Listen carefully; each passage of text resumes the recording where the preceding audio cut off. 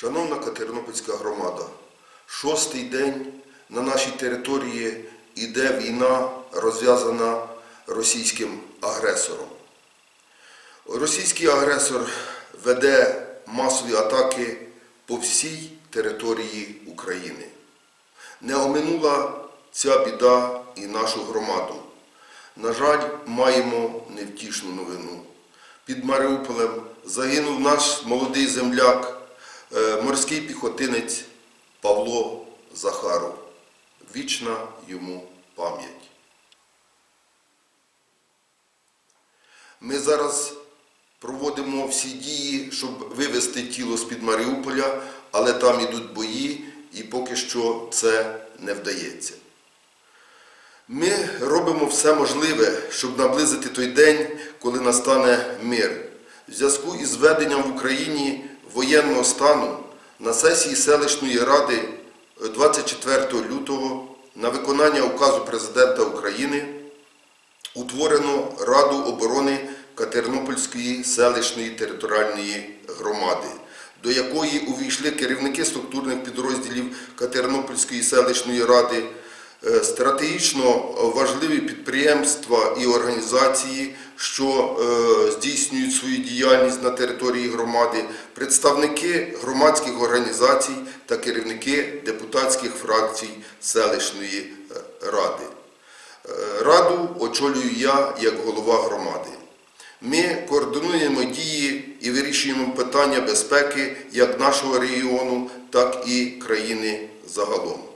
Відновлену роботу місцевого загону самооборони, який разом з поліцією патрулює Катеринопіль та села нашої громади. Загони територіальної оборони Звенигородського району зі зброєю в руках здійснюють охорону стратегічних об'єктів нашої громади, функціонують блокпости.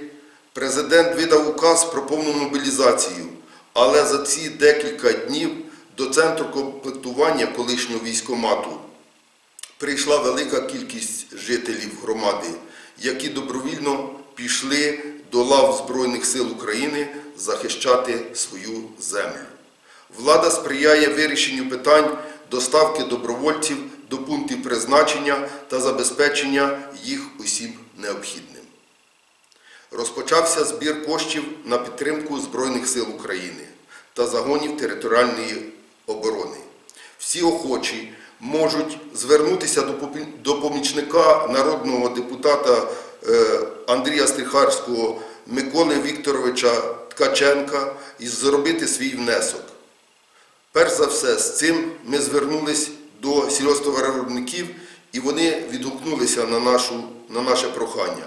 Також кожен, хто хоче допомогти армії, може перерахувати кошти на загальнодержавний рахунок. Налагоджено систему оповіщення, яку ви чуєте, і звук сирени повідомляє про ті чи інші ситуації на території нашої громади.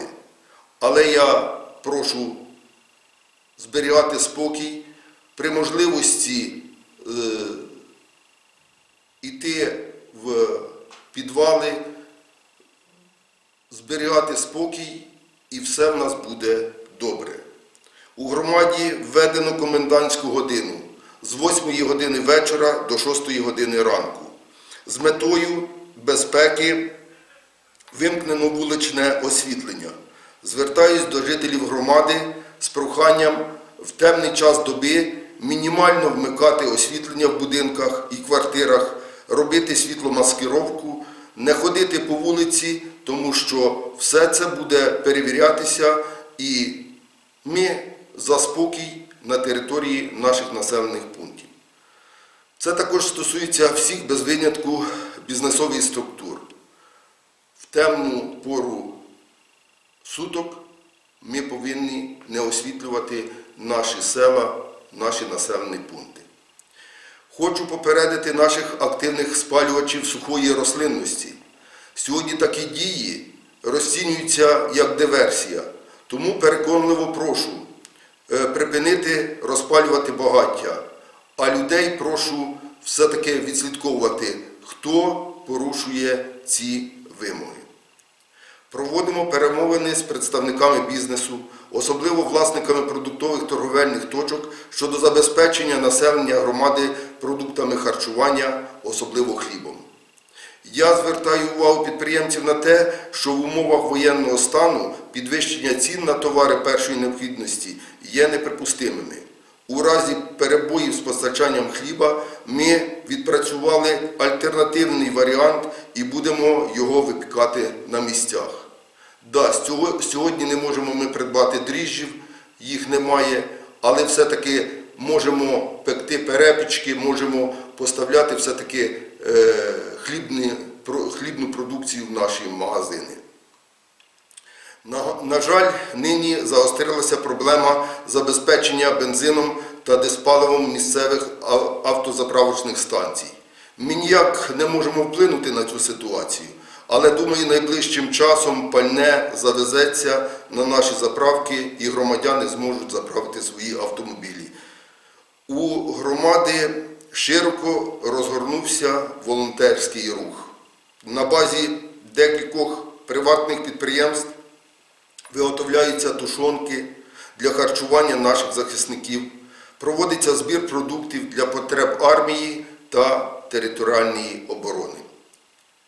Забезпечуються всім необхідним лікарні і інші заклади соціальної сфери.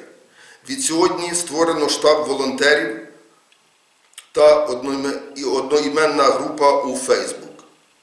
Вони займаються збором продуктів тривалого зберігання та координують всі дії охочих допомогти.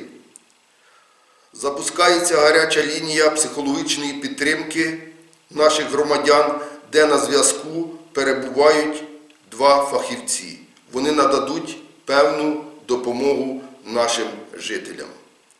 Всі, хто має бажання здати кров, можуть це зробити в нашій Катеринопільській лікарні.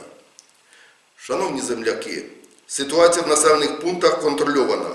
Дякую тим, хто взяв до рук зброю і боронить рідну землю. Всім, хто допомагає нашій армії. Разом ми переможемо. Не сійте паніку, не вірте фейковим новинам, зберігайте спокій і заспокоїте своїх близьких. Нагадую, що офіційну і достовірну інформацію ви можете знайти на офіційному сайті Катеринопільської селищної ради, телеграм-каналі Катеринопільська територіальна громада, на сторінці у Facebook. Приєднуйтесь до одноіменної веб-групи. Ми тримаємо руку на пульсі і відразу будемо вас інформувати щодо ситуації, яка створюється у нас в бувшому Катеринопільському районі. Але ви дорослі люди і маєте розуміти, що в умовах війни публікація інформації, яку ви хочете знати, що де відбувається, що хто робить, може зашкодити нашим захисникам. Шановні односельчани, ми воюємо з агресором. Це другий фашист, який як віроломно напав на нашу державу. Як Гітлер у 1941 році, так і Путін у 2022 році. Але ми даємо відсіч всім агресорам. Ми свободолюбивий народ. І ми переможемо. Перемога буде за нами. Разом ми непереможні. Всім здоров'я і мирного неба. А воно, я надіюся, буде. Буде, і ми будемо жити на нашій українській землі щасливо. Ми переможемо.